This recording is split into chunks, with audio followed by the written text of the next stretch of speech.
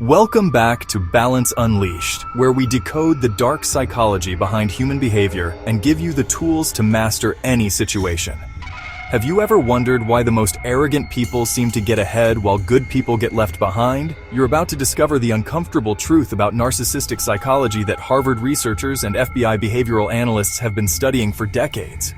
But more importantly, I'll show you exactly how to beat them at their own game using 5 counter strategies that will change everything. Let's get started.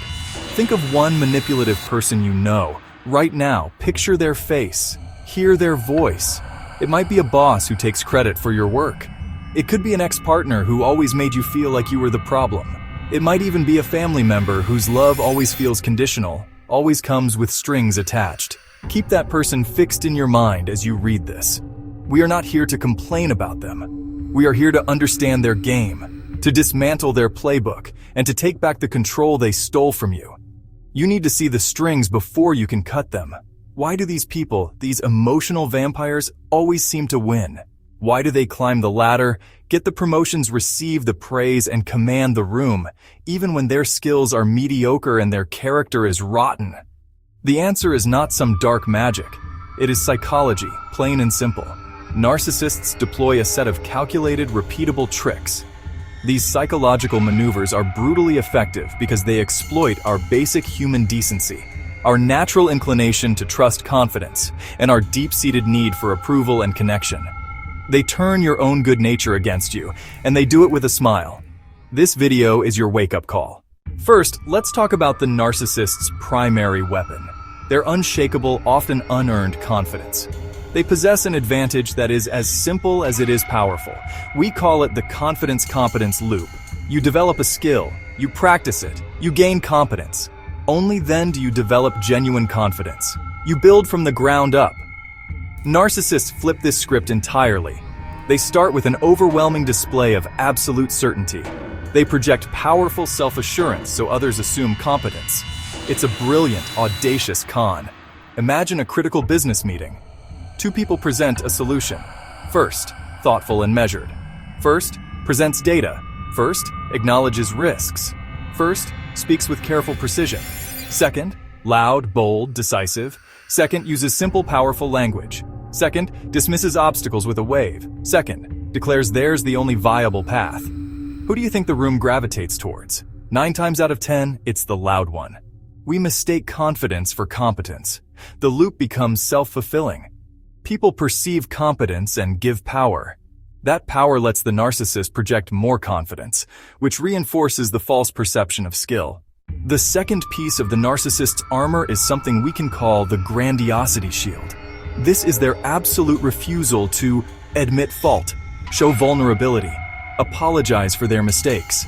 For a narcissist, saying, "I was wrong, I'm sorry," is not a sign of strength.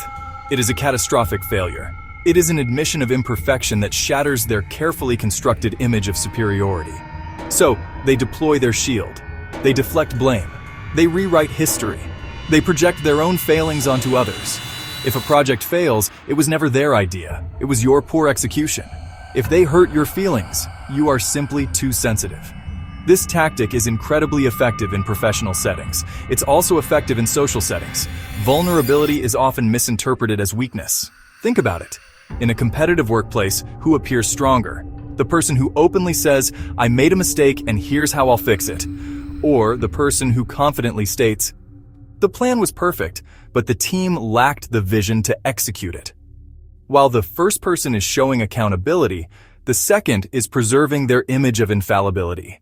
The third component of the narcissist's advantage is their relentless pursuit of an attention monopoly. In any room, in any conversation, in any group, the narcissist works tirelessly to ensure they are the center of the universe. They have an insatiable hunger for the spotlight and will manipulate every situation to bring the focus back to themselves. If you are talking about your vacation, they will interrupt with a story about their much more extravagant and exciting trip.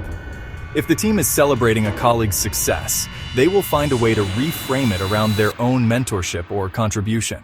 They are black holes for attention. This isn't just about ego, it's a strategic power play. By constantly dominating the conversation, they control the narrative.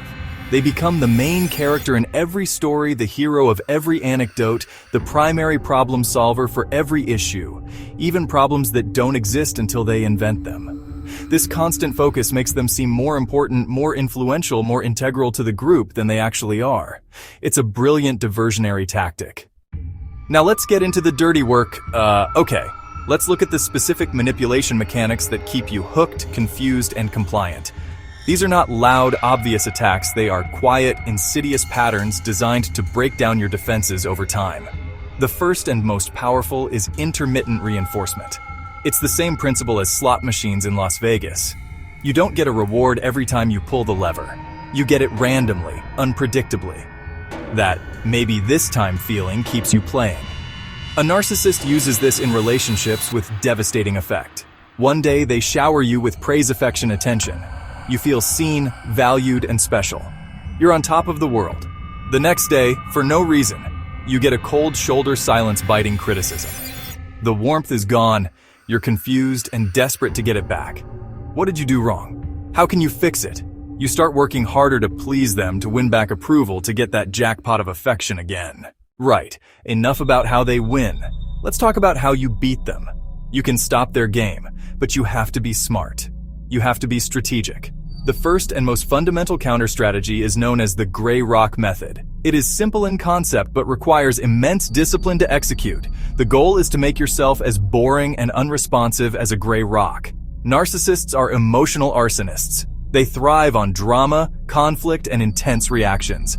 Your anger, your tears, your frustration, that is their fuel. The gray rock method is about starving them of that fuel. Tries to provoke you to pick a fight to draw you into their latest drama. You give them nothing. Short, factual, devoid of emotion. Okay, noted, I see. Do not explain yourself. Do not defend your position. Do not engage in the argument they are desperately trying to start. Your face should be neutral, your tone of voice flat. You become a boring, uninteresting surface that they can't get a grip on. You are a plain gray rock sitting on a beach full of other gray rocks. The second set of strategies involves creating a fortress of facts and rules that a narcissist cannot breach. First, document everything, absolutely everything. Narcissists are masters of rewriting history to suit their needs. They rely on your fuzzy memory and their confident denials to control the past. Your defense against this is to become a meticulous record keeper.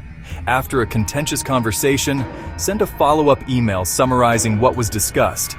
Just to confirm our conversation, we agreed that I would handle X, you would handle Y by Friday. Please let me know if your understanding is different. This creates a paper trail. Save every text message. Archive every email. Take notes during or immediately after meetings with dates and times. If they make a verbal promise or a threat, write it down in a private journal. This is not about plotting revenge. It is about protecting your sanity. When the narcissist inevitably tries to gaslight you by saying, "I never said that," you will not have to rely on your shaken memory. You can calmly refer to your records. Actually, according to my notes from our meeting on September 15th, that's exactly what was agreed upon. Facts are like holy water to a narcissist. They recoil from them. Your documentation becomes your undisputed version of reality. Alongside documentation, you must set ironclad boundaries. The final set of strategies involves using the narcissist's own psychology against them and building a defense system they cannot penetrate. You can use their ego to your advantage. Narcissists are driven by an insatiable need to appear superior, competent, magnanimous. You can leverage this. If you need something from a narcissistic boss or colleague, frame your request as a form of flattery. Instead of saying, "I need help with this," try saying, "I'm really stuck on this report, and you're the only one I know who has the expertise to figure this out." This isn't deceit, it's speaking their language. Framing your need as a chance for them to demonstrate superiority makes it almost impossible for them to say no. Finally, build your own confidence network. Narcissists are predators who prefer to isolate their prey. They want you to feel alone, doubt yourself, believe they're the only one who understands you. Your most powerful defense is a strong support system. Now pick one strategy, just one. Try it for a week. See what happens. This is your first step. Take it. Thank you so much for watching until the end. If you found value in this video, please consider subscribing for more content like this. Hit the like button if this was helpful, and share it with someone who might benefit from it.